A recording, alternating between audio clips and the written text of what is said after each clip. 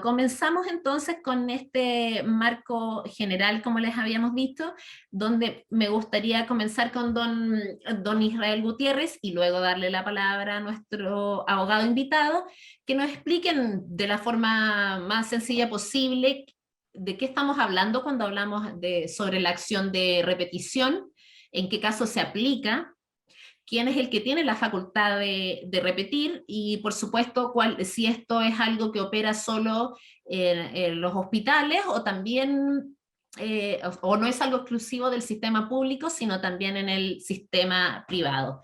Así que le doy la palabra a don Israel, por favor. Muchas gracias, Mariela. Bien, me gustaría volver a saludar a todas y todos quienes se han venido incorporando a esta transmisión. Yo creo que una primera aproximación al tema que nos ocupa hoy día, que es el de la acción de repetición, se explica muy bien a propósito de la forma en que se reformuló la invitación a esta actividad, ¿no? Que dice, discurre sobre la pregunta de si el hospital termina pagando, ¿me puede obligar a devolver lo pagado? En la materia que nosotros vamos a ver hoy día, que nos va a ocupar a lo largo de esta entrevista, estamos pensando en una dimensión de la acción de repetición, ¿ya? Y que precisamente tiene que ver con esa idea, ¿no? Esa idea parte de la base de que un órgano de la administración del Estado, vamos a decir, en este caso un hospital, ¿cierto?, termina siendo condenado en un juicio civil por haberse determinado que incurrió en responsabilidad médica. Y esa responsabilidad, como ustedes saben, es una responsabilidad de orden patrimonial. Bien, de modo tal que la acción de repetición finalmente, a lo que apuntaría en un caso como el que yo les acabo de proponer, dice relación con que el hospital con posterioridad pueda dirigirse en contra del funcionario que habría cometido en forma directa esta acción dañosa para que le restituya, le reembolse, en definitiva, aquello que tuvo que pagar a causa de una sentencia judicial, ¿ya? Ahora aquí hay una cuestión que, muy de la mano de la pregunta de Mariela, yo creo que conviene precisar desde ya. Cuando hablábamos la sesión anterior de la responsabilidad civil patrimonial, a diferencia de lo que pasa con la responsabilidad penal, en la responsabilidad patrimonial, nosotros podemos terminar pagando no solamente por nuestros actos, sino que también por las personas que están bajo nuestro cuidado o dependencia. Bien, en ese entendido, la regla general en materia de repetición es que uno puede dirigirse en contra de quien ha generado una condena, pero en definitiva es por una responsabilidad ajena a mi órbita obligacional. Bien. En segundo lugar, y a propósito de la pregunta que hacía Mariela al finalizar, digamos, si es que esta posibilidad de repetir finalmente está circunscrita únicamente al ámbito público, la respuesta es que no. La verdad es que cuando una clínica es demandada en sede civil, bueno, nosotros sabemos que la clínica de ninguna manera interviene a un paciente, es una persona moral, una persona jurídica, ejerce la actividad económica que explota a través de sus médicos, ¿cierto?, de sus funcionarios, de sus dependientes en general, ¿cierto? Y ahí se dan fenómenos que en realidad se articulan sobre las normas del Código Civil, ¿ya? Y que le permite de todas maneras, en casos bien especiales a la clínica, también eventualmente poder ejercer una acción de repetición en contra del dependiente por cuya conducta resultó condenada en juicio a pagar una indemnización. Bien, de todas maneras, y esto lo podemos conversar más adelante, me gustaría dejar sentada la idea en orden a que las condiciones bajo las cuales la acción de repetición puede prosperar en contra de un profesional, un funcionario, voy a decir en términos más generales, porque esto no es solamente predicable respecto a los médicos, sino que sobre un funcionario público en el ámbito sanitario, son condiciones bastante estrictas, ¿ya? Porque la ley 19.966, ya de garantía explícita en salud del año 2004, también conocida como la ley Auge, ¿sí?, nos pide, o más bien le pide a la administración que en los casos que vaya finalmente a ejercer la acción de repetición, sea porque el funcionario por cuya conducta terminó pagando fue extremadamente grave, constitutiva de imprudencia temeraria o dolo. Esto conduce a la conclusión, y con esto termino, de que la culpa, vamos a decir, una negligencia del médico, queda absorbida bajo la noción de falta de servicio. De suerte tal que en un escenario como ese no cabría, ¿cierto?, que la acción de repetición pudiera llegar a buen puerto para la administración. ¿Bien? Eso me gustaría acotar en un primer momento. Gracias, Israel. Me gustaría darle la palabra a Juan. Sí, buenas tardes a todos. Un gusto de estar con ustedes. ¿Se escucha bien o no? ¿Sí? Se escucha muy bien. Ya, perfecto. En realidad, Israel ha hecho efectivamente los términos generales del derecho de repetición, ¿ya? Y bajo ese marco, nosotros, dentro del ámbito público y del ámbito privado, del ámbito público, del cual yo me voy a referir esencialmente, voy a hacer ciertas precisiones que son prácticas, esencialmente, ¿ya? Porque la ley, primero que nada, cuando establece en el artículo 39, 38 y 39 y siguientes de la 19.966, efectivamente habla de servicios de salud, ¿ya? Efectivamente, cuando se dictó la ley, ya en el 2000, estaba creándose recién el tema de los hospitales autogestionados, ¿ya? De hecho, los autogestionados eran muy pocos, entonces no hacía esa distinción. Y por eso siempre la ley se está refiriendo a servicios, ¿ya? Y no a hospitales. Nosotros, en el tiempo que se ha dado tanto a través del desarrollo de la jurisprudencia y porque esencialmente ya está establecida la autogestión en los términos prácticos, es que no solamente vamos a hablar de servicios, sino que también vamos a hablar de hospitales, ¿ya? Entonces, cuando cualquiera de los dos colegas estemos hablando de servicios, entendamos que se está hablando tanto de servicios como de hospitales, ¿ya? O sea, están a la breca. Cuando nosotros nos demandan normalmente al servicio y también al hospital. Cuando, en términos prácticos, porque efectivamente agarran a toda la línea de responsabilidad. Normalmente los servicios se excusan diciendo que no son responsables porque ellos no realizan las labores sanitarias, sino que efectivamente la están realizando los hospitales. Y los hospitales dicen que por autogestión no tienen la representación, no tienen la personalidad jurídica, por lo tanto no tienen legitimidad tampoco para poder ser demandados y dicen al servicio. Entonces, para evitarse todos los problemas, los colegas en general demandan a los dos, al hospital, al servicio y en escaso oportunidades a los médicos en materia de responsabilidad sanitaria. Pero, si ustedes me permiten, voy a acotar los requisitos básicos del derecho a repetición. Y es que sea condenado un servicio o un hospital por sentencia firme. Después, que ese hospital o servicio demande, ¿ya?, a un funcionario, como lo dijo el colega, puede ser enfermera, puede ser médico, cualquier persona, cuando éste haya actuado con dolo o por imprudencia temeraria, ¿ya? En esos casos, ¿ya?, y resultar condenado el servicio del hospital, procede que se demande por repetición. En el juicio de repetición se debe acreditar efectivamente que el funcionario actuó con dolo o con culpa y esta demanda se debe interponer dentro de los 2 años siguientes a la sentencia en que se condenó al servicio o al hospital. Si no, estaría prescrita, ¿ya? En términos prácticos, hay que hacerlo normalmente. Ahora, desde el punto de vista práctico, los juicios se pueden demorar 8, 6 años, o 8 años si llegamos a la Suprema, inclusive, ¿ya? Entonces, esto de establecer un plazo de 2 años, ya desde que la sentencia quede firme, podemos llegar a plazos bastante amplios y que de alguna manera desmotivan al demandante y también al mismo hospital servicio para poder seguir en este tipo de contienda. Entonces después se podrá discutir si esto es un derecho o es facultativo del servicio poder demandar a los funcionarios. En todo caso, la ley dice también claramente que cuando el servicio, el hospital sea condenado, el órgano debe instruir un sumario o investigación sumaria a más tardar de los 10 días siguientes a que el hospital o el servicio fue condenado.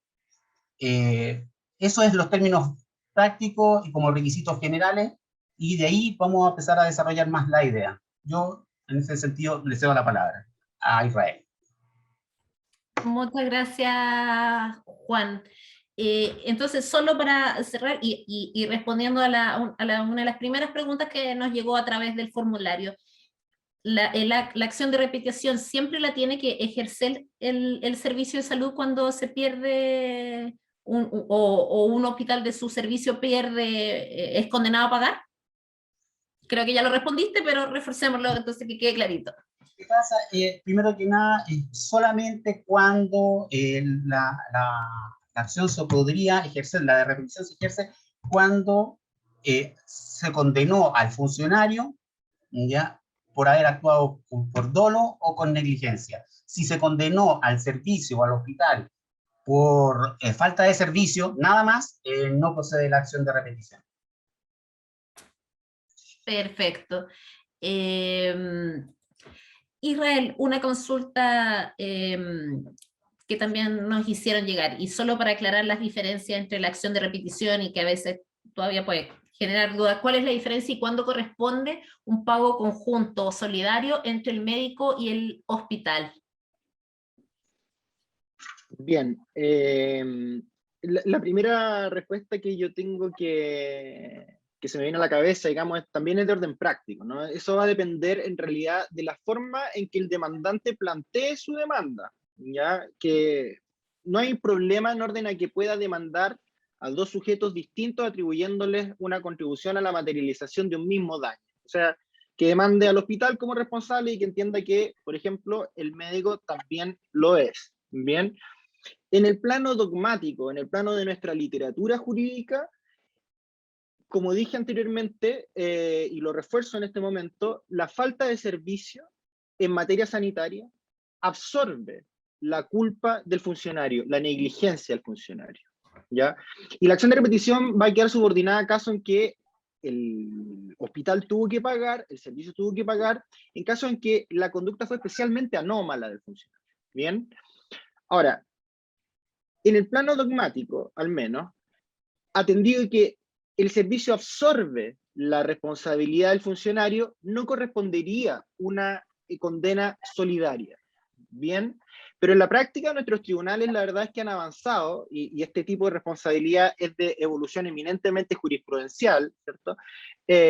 Han establecido la responsabilidad solidaria entre los servicios de salud, hospitales y los médicos que resultan codemandados con ellos. La solidaridad, por lo demás, básicamente dice relación con que la totalidad del crédito puede ser cobrada indistintamente a cualquiera de las personas que resultaron condenadas.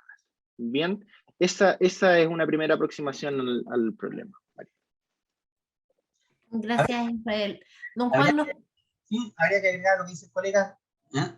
Que en términos prácticos, normalmente el que tiene un patrimonio más importante es el hospital. ¿Eh? Entonces, normalmente siempre somos demandados nosotros porque el fisco siempre puede retrasarse en pagar, pero siempre paga. Entonces, por lo tanto, es bastante más atractivo para los colegas demandar al servicio público que ejercer esa acción en los particulares, que de alguna manera tienen un plazo bastante razonable como para poder de alguna manera buscar otras técnicas para defenderse.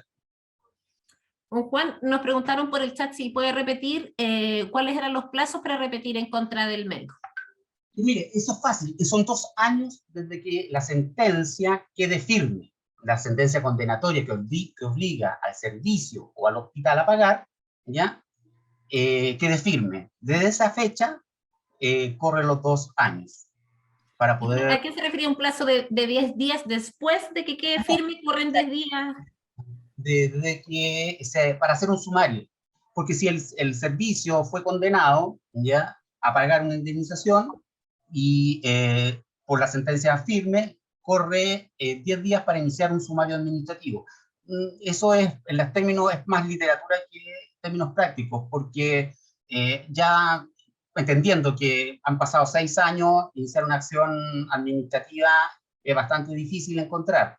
Segundo, si el tribunal civil ya ha reunido pruebas suficientes, ya, efectivamente es muy probable que el tribunal civil ya tenga los antecedentes de la responsabilidad del actuar del funcionario o no actuar, según el caso, y en iniciar un nuevo proceso. Yo creo que, no creo, nunca lo he visto y es poco y muy engorroso para poder entrar a ejercer el derecho a repetición, así que por lo tanto es poco factible. Normalmente, cuando ocurre el hecho adverso, inmediatamente se hace el sumario administrativo, ya sea para esclarecer, para tomar decisiones, para mejorar procedimientos, para mejorar los procesos.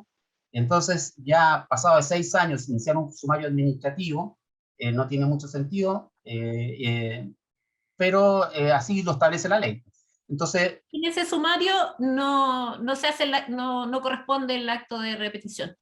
no, con ese sumario se supone que se van a reunir los antecedentes suficientes para acreditar que el funcionario actuó con dolo o con imprudencia temeraria. Don Juan, disculpe, lo pregunté mal. Si es que me refiero, ¿es un prerequisito o es un requisito nomás?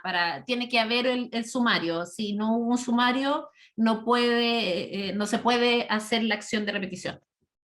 O sea, eso le inhibiría cualquier defensa, ¿ya? Pero si es tan evidente, estamos hablando de acciones bastante graves y evidentes, ¿ya? No son pequeñas, no es una falta de servicio cualquiera. Cuando estamos hablando de dolo es un tema bastante fuerte, y cuando estamos hablando de imprudencia temeraria es un hecho bastante notorio. Entonces, por lo tanto, yo creo que a estas alturas, después de lo avanzado del proceso, creo que el sumario no se justifica tanto. Yo creo que es para reunir pruebas nada más, no tiene mayor sentido, pero la prueba ya se rindió seguramente, ya sea en primera o en segunda instancia, en la sede civil. Entonces no es un prerequisito, si bien es cierto, lo establece, es para darle fundamento y seguridad al actuar de que no se está actuando de una manera caprichosa nada más. Uh-huh. Le entiendo. Nos preguntan, no sé cuál, nos puede ayudar, que dice, ¿la definición en comento tiene que ver con los juicios de cuenta de la administración pública? No tiene nada que ver con la rendición de cuenta. Eso es administrativo, ¿ya? Y dice relación con la responsabilidad para aquellas personas que manejan fondos fiscales, en este caso. No, aquí estamos hablando de actuar médico, ¿ya? En este caso, ¿ya? Y los posibles, y haber sido condenado por un servicio por falta de servicio, esencialmente, ¿ya? Y esa falta de servicio se debió ya sea a dolo o imprudencia temeraria. Perfecto. Don Israel, ¿nos puede recordar un poco a qué es lo que corresponde entender por imprudencia temeraria? Nos preguntan por el chat. Bien, fíjese usted que la noción de imprudencia temeraria en realidad es ajena al ámbito del que estamos hablando, que es el ámbito patrimonial, el ámbito del derecho civil. ¿Ya? El vocablo imprudencia habitualmente obedece a un reproche de conducta, ¿no?, que se plantea en el ámbito penal generalmente. Bien, ahora, en el ámbito civil se debe entender como equivalente a lo que es la culpa grave, ¿ya? La culpa grave, que podríamos explicarla como una negligencia demasiado extrema en un actuar. O sea, imprudencia temeraria aquí implica no solamente una torpeza, porque no hay necesariamente una intención de dañar, ¿cierto? Hay una infracción a un deber de cuidado, pero con cierto grado de representación, porque hay temeridad de parte de quien realiza la acción, a una sabienda de que no está en condiciones de poder ejecutarla, y procede en consecuencia. Bien, o sea, este sería el caso perfectamente aplicable a un médico que, por ejemplo, decide de mutuo propio realizar una intervención que es propia de otra especialidad médica. No quiso dañar, ¿cierto? Pero obró de todas maneras con una imprudencia temeraria. Y desde el punto de vista de la calificación de la conducta, es bastante anómala, es bastante grave, al punto que podría llegar incluso a equipararse al dolo. Perfecto. Don Juan, supongamos que el sumario concluyó con la responsabilidad del médico en un resultado adverso y el servicio de salud dice, la consulta sanciona administrativamente al profesional. ¿Puede además repetir civilmente? Sí, O sea, ¿puede obligarlo a pagar? Como estamos en el tema. Los servicios no obliga al médico a pagar. Lo que el servicio lo hace es interponer una demanda para que un tribunal declare que el médico está obligado a pagar, ¿ya? No, no es que si no hay mérito, el médico no va a pagar nada. Si el médico logra acreditar que es una falta de servicio, o perdón, si el servicio no logra acreditar que se actuó con dolo o con imprudencia temeraria, el médico no va a salir condenado, por lo tanto es una tranquilidad y una garantía para el médico el procedimiento. O sea, ahora, no necesariamente que porque uno lo pide al tribunal, el tribunal se lo va a conceder. Entonces, el médico podrá defenderse, utilizar todos los medios de prueba, esgrimir la falta de medios, ¿no? Excepcionarse de un sinnúmero de excusas en general. Si el servicio o el hospital no logra convencer al juez, evidentemente el médico no va a pagar nada. Y si el servicio pagó ya, terminó el juicio. Perfecto. Don Israel, no, la misma pregunta del formulario nos pedía el médico, o desde su punto de vista, ¿eso no sería una doble sanción por la misma falta? Si ya se les sancionó administrativamente, que además repitan en su contra. O sea, desde una perspectiva práctica, cuando uno le tocan el bolsillo al final y tienen que hacerse cargo de daño, y esto lo conversábamos con el colega anteriormente, claro, puede ser visto como una sanción, ¿sí? Ahora, cuando uno es obligado a indemnizar los perjuicios que le causó a otra persona, ¿cierto? No está siendo castigado realmente. A lo que está siendo condenado es únicamente a reparar el daño que causó, porque la finalidad de la indemnización de perjuicios no es punitiva, sino que es reparatoria. Bien, de modo tal que no podría darse en un supuesto como el que plantea la pregunta anterior, una pluralidad de sanciones por un mismo hecho, que vulneraría a sí mismo un principio que es el non bis in idem, ya que es una garantía constitucional en el fondo, que una persona no sea sancionada más de una oportunidad por una misma conducta, ¿ya? Y otra cuestión yo creo importante para cerrar y redondear esto, por si no quedó tan claro, que cuando hablamos de acción, de una acción de repetición, estamos hablando de recurrir a tribunales, ¿ya? No es, como dijo el colega Orellana, no es que el hospital, después de haber resultado condenado en un juicio, el servicio venga y diga, oiga médico, ahora usted restitúyame lo que yo tuve que pagar. No, es después del juicio, vamos a decir, por falta de servicio, se dicta una condena patrimonial en contra de ese servicio público y después hay que empezar un juicio chiquitito, por decirlo de alguna manera, que precisamente sobre lo que va a versar es sobre este derecho que tendría la administración finalmente para que el médico, el funcionario, le restituya lo que tuvo que pagar en el juicio grande, en el que resultó condenado. Estás Pero sí muteada. sigue siendo el mismo hecho, pero entiendo que son distintas formas de pedir no sé si decirle sanción, entiendo que jurídicamente estoy ocupando mal el término, Israel. Es que un caso de responsabilidad médica, vamos a decir, es bastante peculiar porque puede surtir efectos en distintos ámbitos jurídicos. O sea, si el médico es un profesional funcionario, se ve eventualmente enfrentado o enfrentada a un sumario administrativo que le va a imponer una sanción, ¿cierto? Si es que hay mérito para ello, por supuesto, en el plano administrativo.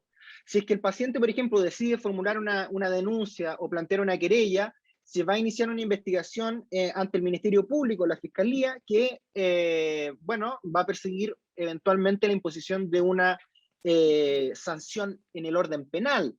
También, por el daño causado por esa misma conducta, puede comenzarse un juicio civil y todavía, si el médico además es, digamos, colegiado o colegiada, ¿cierto? Podría incluso dar lugar a un cuestionamiento que se traduce en un juicio ético que se sigue por los tribunales de ética del colegio médico. Entonces, hay una pluralidad de efectos que se siguen de una conducta médica, digamos, dañosa. Gracias, Israel. Juan, nos consultaron si los hospitales respaldan jurídicamente a los médicos en el servicio público, tanto en lo civil como en sede penal. Y aprovecho a hacerte de inmediato la consulta, ¿cuál es la legislación actual por la cual se rigen estas citaciones? Por ejemplo, si los convenios de atención que firmen los médicos para las operatorias están por sobre las disposiciones generales.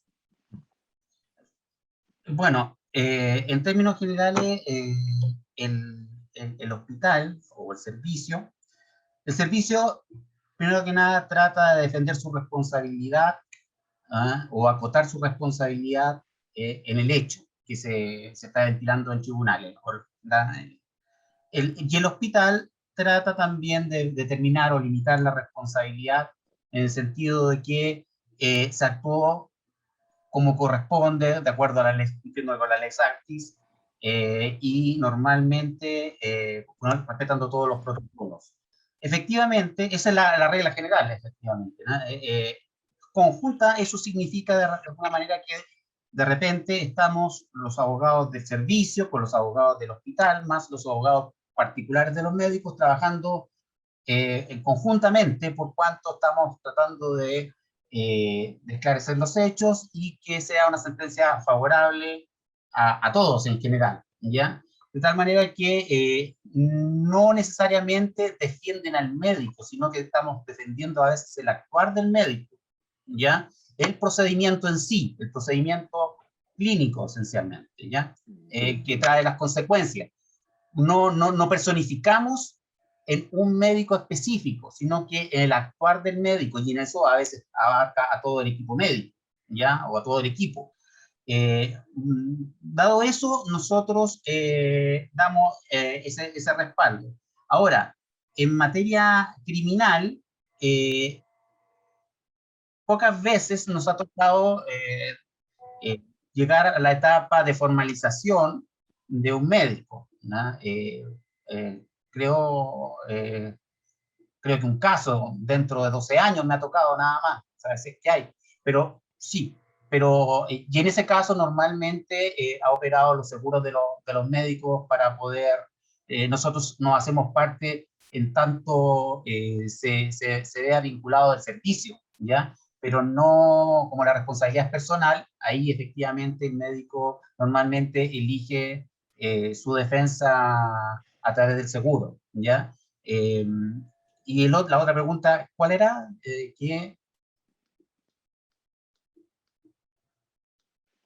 No te escucho. Ahí sí. ¿Cuál es la legislación que rige este tipo de acciones o citaciones? Y si los convenios de atención que firman los médicos para las operatorias están por sobre las disposiciones generales. Ese ámbito, a ver, en el ámbito público, rige siempre las normas del derecho público, ya por sobre todas las cosas. O sea, no se puede limitar la responsabilidad.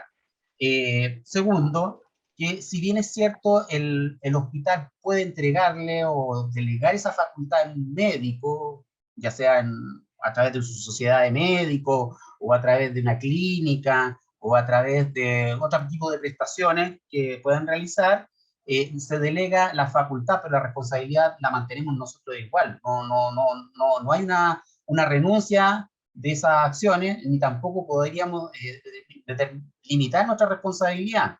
Ahora, sí, para asegurarnos de alguna manera, nosotros se puede pedir en las bases de licitación que cuenten con seguros particulares, ¿ya? Y eso es muy común, tanto, por ejemplo, en los estudios de la industria farmacéutica, que nosotros como hospital de repente tenemos, en que se les pide el seguro a los investigadores por las investigaciones que están realizando, o de acuerdo también a las ciertas clínicas o entidades particulares que nos prestan servicio, también les pedimos seguros para efectuar de determinar para cubrir las responsabilidades.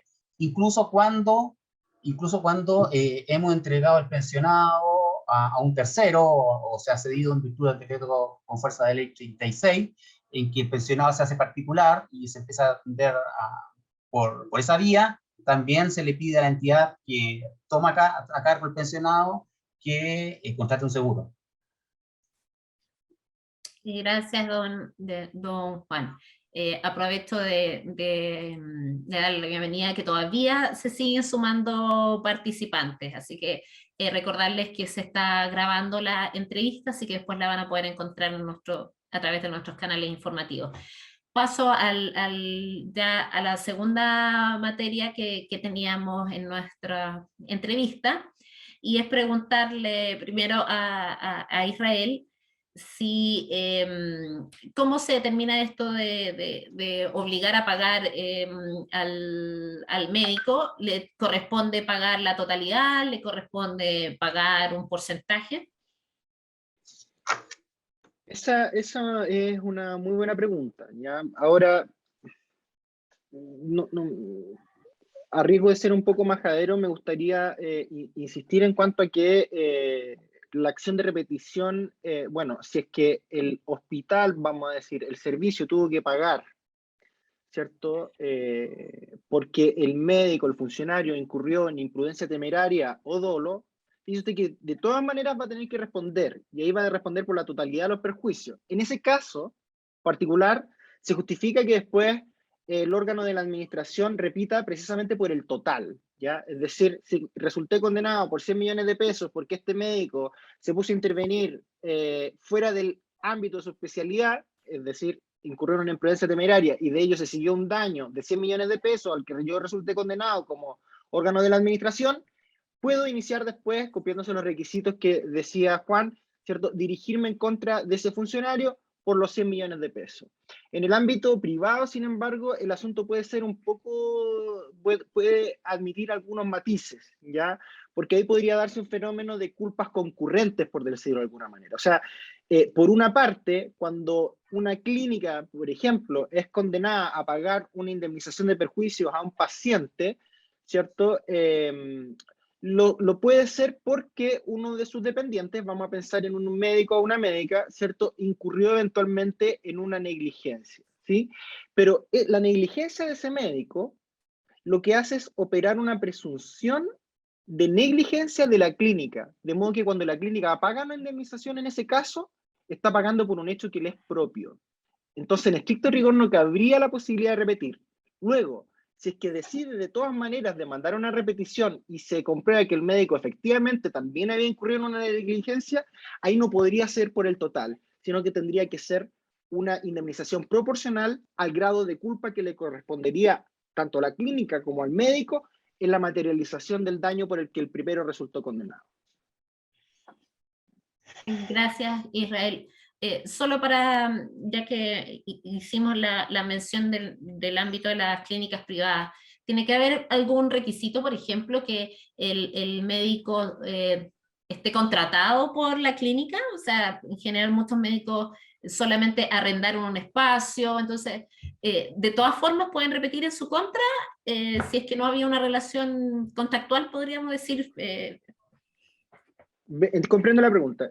Fíjense ustedes que es un expediente bastante habitual de las clínicas cuando son demandadas, decir, mire, tribunal, yo en realidad no tengo mucho que ver acá, yo arriendo pabellones, tengo giro de, ¿cierto? Exploto servicios médicos como empresa, pero me dedico a arrendar pabellones, parece nomás, ¿cierto? Y a partir de eso es que tratan de soslayar su responsabilidad.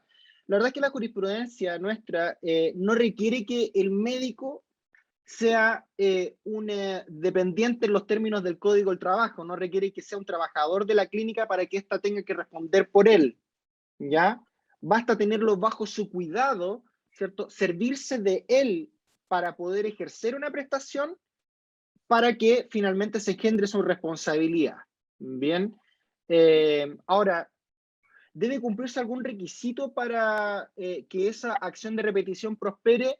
La verdad es que no. La verdad es que no cuenta con, por ejemplo, una limitación temporal como aquella a la que hacía referencia Juan anteriormente en materia pública, que claro, después de que está ejecutoriada la sentencia que condenó a la administración, tiene el plazo de 2 años para demandar, hay que hacer un sumario. No. En este caso, en realidad, la ley es mucho más amplia. Aquí estamos hablando de normas del Código Civil que son de una textura mucho más abierta y, en definitiva, la clínica podría intentarlo de todas maneras. Ahora, que eso prospere realmente frente a un tribunal es una cuestión muy distinta.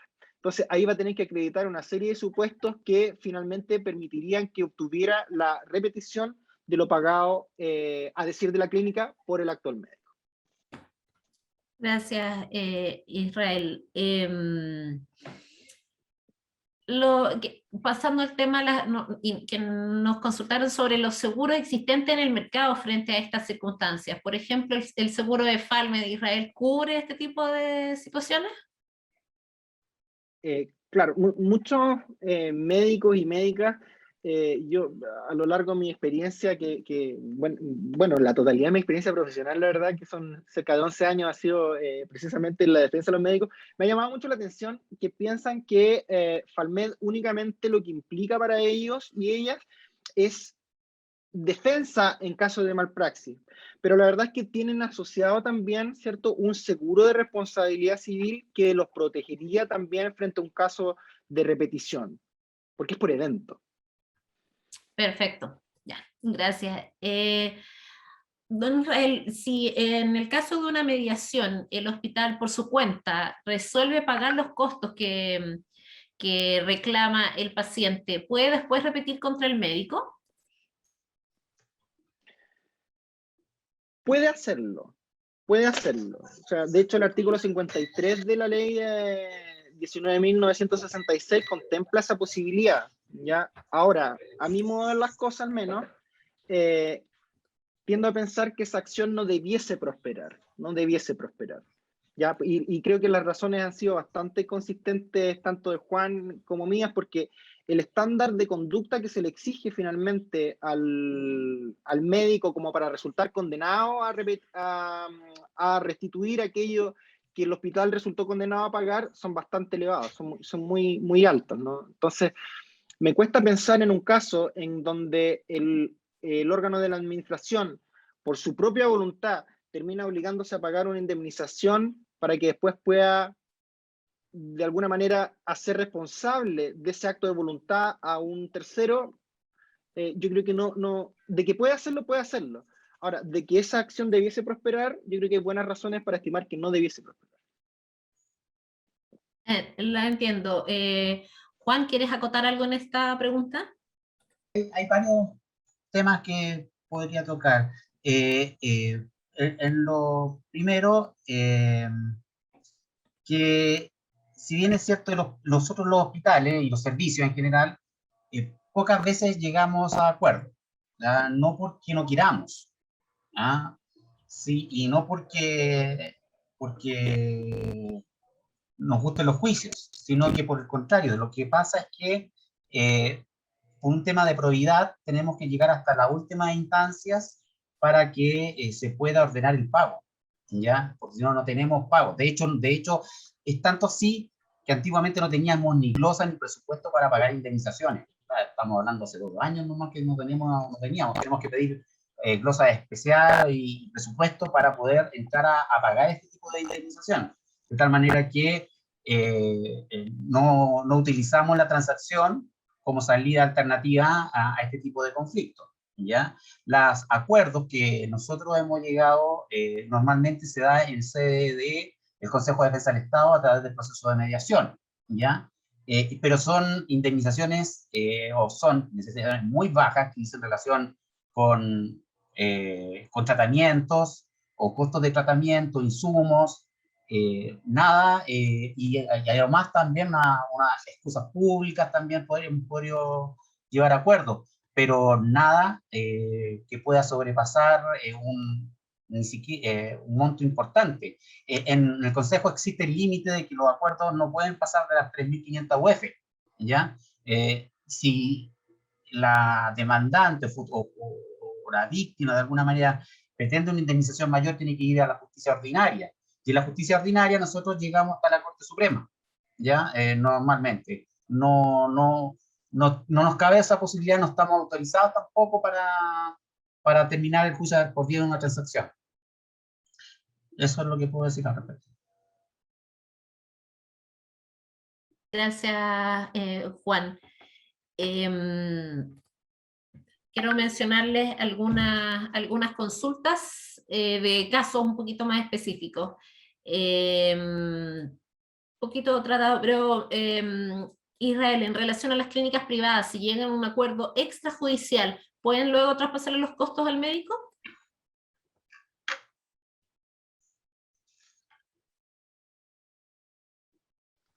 Israel, ¿me escuchas?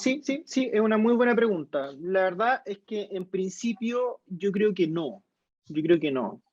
Porque, a ver, una cuestión es el acuerdo en mediación, ¿sí? Pero el acuerdo en mediación finalmente se materializa a través de un contrato, ¿ya? Y ese contrato tiene una regulación en el Código Civil que se llama contrato de transacción, ¿ya? La finalidad que persigue este contrato es terminar un litigio pendiente o precaver uno eventual, es decir, evitar irnos a juicio, llegamos a un arreglo, te voy a pagar tanto, pero tú renuncias a demandarme después, ningún problema. Y los contratos, la verdad, es que operan un efecto relativo. Esto quiere decir que únicamente surten efecto entre quienes concurrieron a su celebración, ¿no?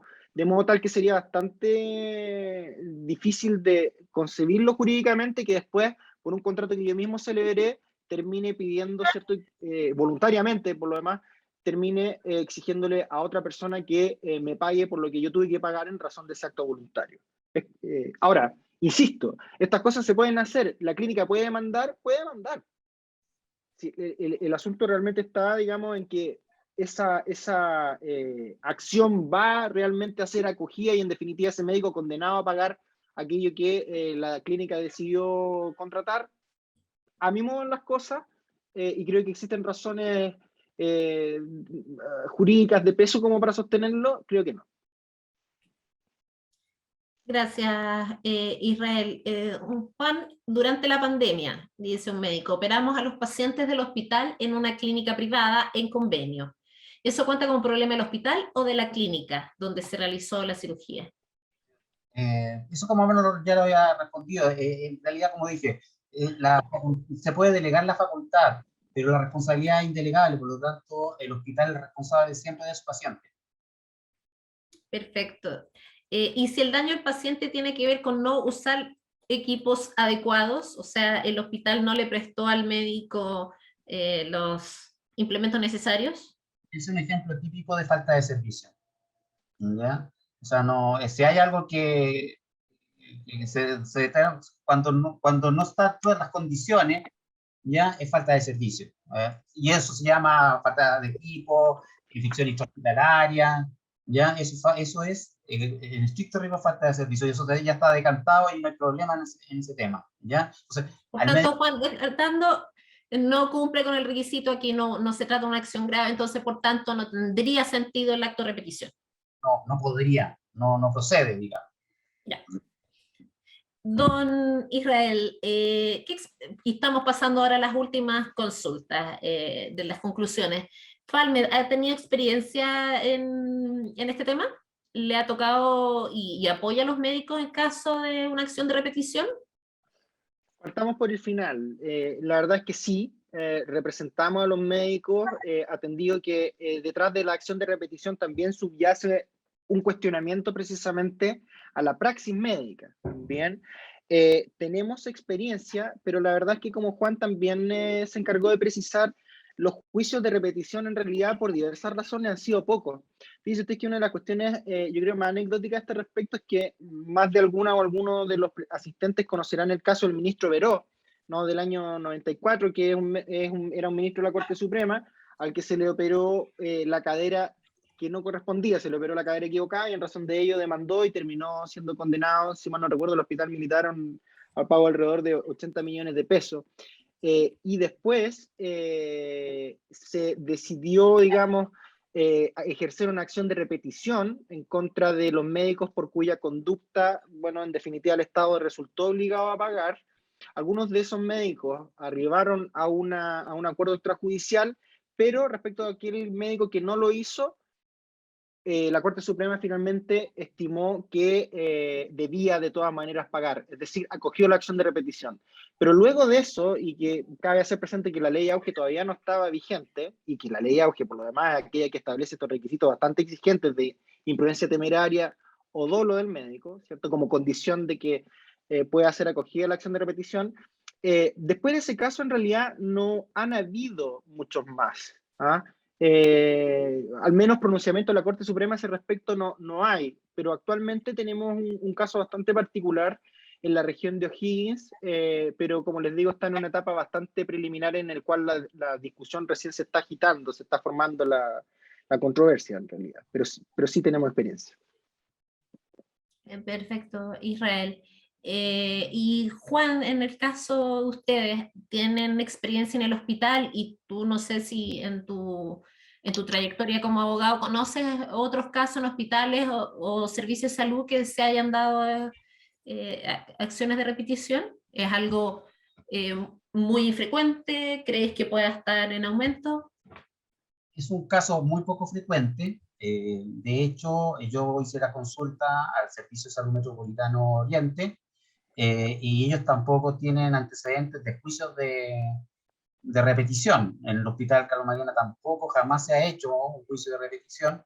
Eh, eh, También consulté al Consejo de Defensa del Estado, ¿ya? También para ver si había alguna noción de alguna demanda, alguna estadística en esta materia, y tampoco registran juicios de repetición en materia sanitaria, ¿ya? Entonces, es un juicio poco frecuente, tiene los mismos problemas del juicio base o principal, porque también es un juicio largo, a pesar que parezca un juicio pequeñito, es un juicio igual de largo, puede demorarse tanto como el principal en ese sentido. Entonces, por lo tanto, eso desmotiva a cualquier servicio, cualquier entidad iniciar este tipo de acciones, independientemente quizás que el auto pueda ser muy reducido, porque va a abarcar muy poco seguramente, muy pocos puntos, es poco frecuente, es igual de engorroso que el juicio principal. Así que no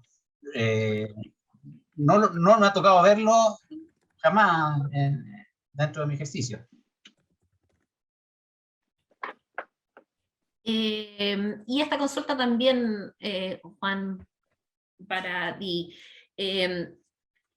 ¿Cómo evitar, dice, las demandas en contra de la institución cuando se trata de errores o sospechas de negligencia médica que son de exclusiva responsabilidad del médico? ¿Tienes algo que decir al respecto? ¿Cómo evitar? ¿Cómo evitar las demandas en contra de la institución cuando se trata de errores o sospechas de negligencia médica?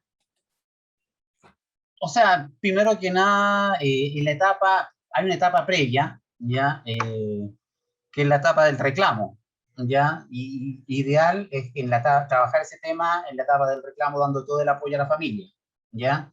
El gran problema es que detrás de la negligencia hay una interesante indemnización, entonces por lo tanto los colegas ya están de alguna manera ya, a veces han tomado ya contacto.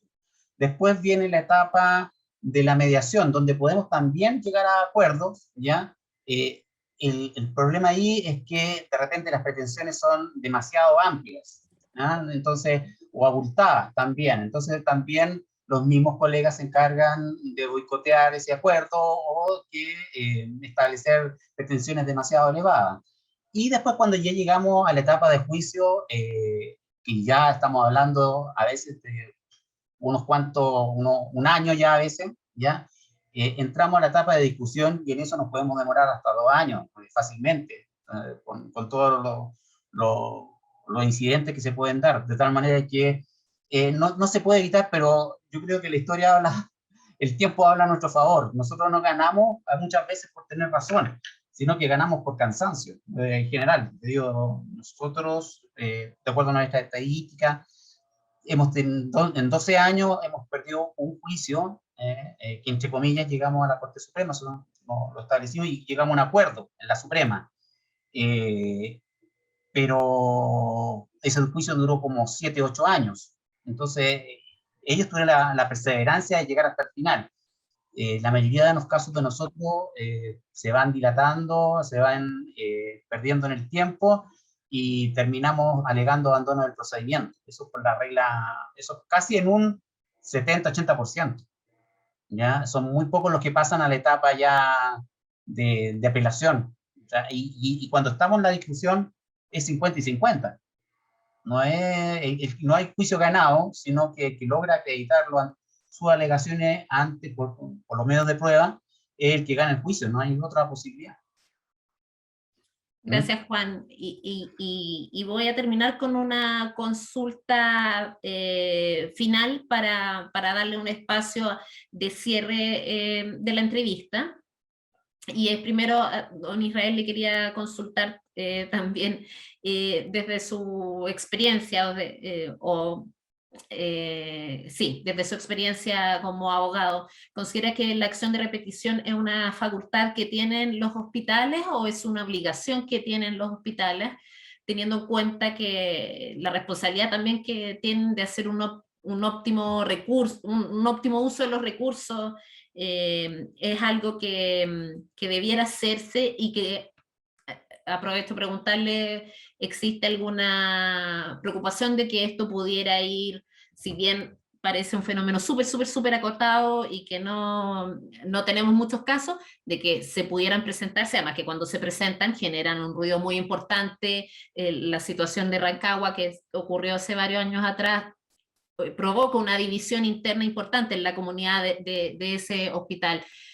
Desde su impresión, experiencia en Falme, ¿podrían repetirse los actos de repetición? No, ¿podrían aumentar este tipo de acciones, Israel? Bien. Bueno, esta es la última pregunta. Yo la verdad es que no soy experto en derecho público, ¿ya? Pero lo que sí le puedo decir es que el concepto de facultad es propio del ámbito privado y en definitiva el ejercicio de lo que envuelve la facultad que ha entregado la libertad del titular de la misma. En el ámbito público se habla de potestades, ¿ya? Y las potestades tienen un marcado componente de obligatoriedad, ¿ya? Ahora, esa obligatoriedad, desde luego, en el ámbito de la acción de repetición, estaría subordinada al hecho de que el médico, por cuyo acto la administración resultó condenada, haya obrado con imprudencia temeraria o dolo. Si no fue así, no se activa el hecho condicionante de la potestad, de modo tal que podría perfectamente no hacerse. Bien, yo creo que las condiciones bajo las cuales la acción de repetición puede prosperar hacen que esta en realidad tenga una aplicación bastante marginal y en esto hemos estado plenamente de acuerdo con el colega, ¿no? Así que yo tiendo a pensar, y con esto concluyo, que la negligencia finalmente está dentro de la órbita de riesgos que asume la administración cuando se dedica al ámbito sanitario, y desde esa perspectiva hablar de falta de servicio y hablar de negligencia como falta personal del médico, no cabe hacer una distinción entre ambos conceptos. Insisto, nuestra literatura más especializada sobre estas materias, y que no solamente la civil, que es la que a mí me interesa, sino que también la del ámbito público, del derecho administrativo, están contestas en orden a que en un caso como particularmente de cómo está redactado el artículo 38 de la ley Auge, la noción de falta de servicio absorbe la negligencia del médico. Y de esa manera, cuando resulta obligar a la administración a pagar, en un caso como el que yo le acabo de proponer, no está pagando una obligación ajena, sino que está pagando una obligación propia. De esa suerte no cabe finalmente que pueda repetir, ¿ya?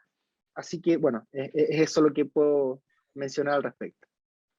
Gracias, Israel. Y don Juan, por favor, sus palabras finales.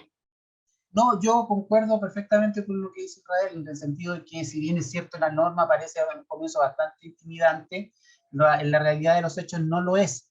Son pocas las posibilidades, pocos los fallos que también podrían respaldar esa posición de la norma. Entonces, no, yo en ese sentido llamo a la tranquilidad, así que se puede decir, porque no es un tema intimidante lo que se planteó. Sí, fue una norma que desincentiva, por lo demás, una norma que desincentiva a los particulares para ejercer las acciones correspondientes sanitarias por negligencia. Del contrario, se subió el estándar y salió de alguna manera un poco más exigente. Antiguamente la responsabilidad era mucho más débil en ese sentido y ahora está fortalecida a través del artículo 38, entonces por lo tanto no lo veo fácil tampoco. Y también es un tema de clima laboral también la toma de decisión, dentro de una comunidad hospitalaria se tome la decisión de accionar contra un médico que normalmente puede haber sido culpable o no, altera todo el clima laboral, ¿ya? Y hace que de alguna manera no se trabaje de una manera colaborativa. La idea de precisamente es todo lo contrario, es que nosotros, para allá va en teoría la salud, es reconocer nuestros errores, trabajarlos en equipo, de alguna manera transparentarlo y mejorar día a día, ¿no? Por ahí va el tema. El error, de acuerdo a la ley de acreditación en general, de calidad, es buscado no como, como una fuente de responsabilidades, sino que como una posibilidad de mejorar. Y bajo ese entendido, nosotros debemos creer que no va a prosperar esta situación, por lo menos. Ahora, sí, eso es lo que podría yo destacar. Muchas gracias, Juan. Israel y Juan, no sé si se quieren despedir. Por mi parte, les quiero dar las gracias por su participación en este día, por haber estado una hora aclarando las dudas. Y antes de que se me arranque cualquiera, solo pedirles a los médicos que si este tipo de temas a ustedes les interesa y quedan con consultas, por favor, ocupen los canales que tenemos. E incluso es más, siempre la oferta de parte de la fundación es que nosotros y que el staff de abogados puede acercarse a sus hospitales o a sus clínicas. En estos minutos los estamos haciendo de forma virtual y podemos organizar charlas un poquito más pequeñas donde podamos entregar asesorías más directas. Así que estamos en una campaña de refuerzo de este tipo de actividades educativas, así que no tengan ninguna duda de que les vamos a responder y nos pueden escribir a través de nuestro sitio web. La entrevista la van a encontrar unos días más, esta entrevista grabada también en el YouTube, así como pueden encontrar más de 25 entrevistas que hemos grabado desde el año pasado. Y me despido esperando que a la selección le vaya muy bien. Don Israel quiere dar algunas palabras y después a nuestro invitado, don Juan, a quienes agradezco su participación de hoy. Sí, nada, muy agradecido por la invitación. Yo comentarle a los que quedan todavía presentes que, bueno, soy de La Serena y para nosotros también esta, digamos, situación pandémica nos pone en esta posibilidad de poder compartir incluso con médicos de distintas partes de Chile, así que eso a mí me parece que es un punto a destacar. La descentralización es una cuestión súper importante, así que lo agradezco y a disposición de todas y todos para una nueva oportunidad. Gracias, Israel. Don Juan.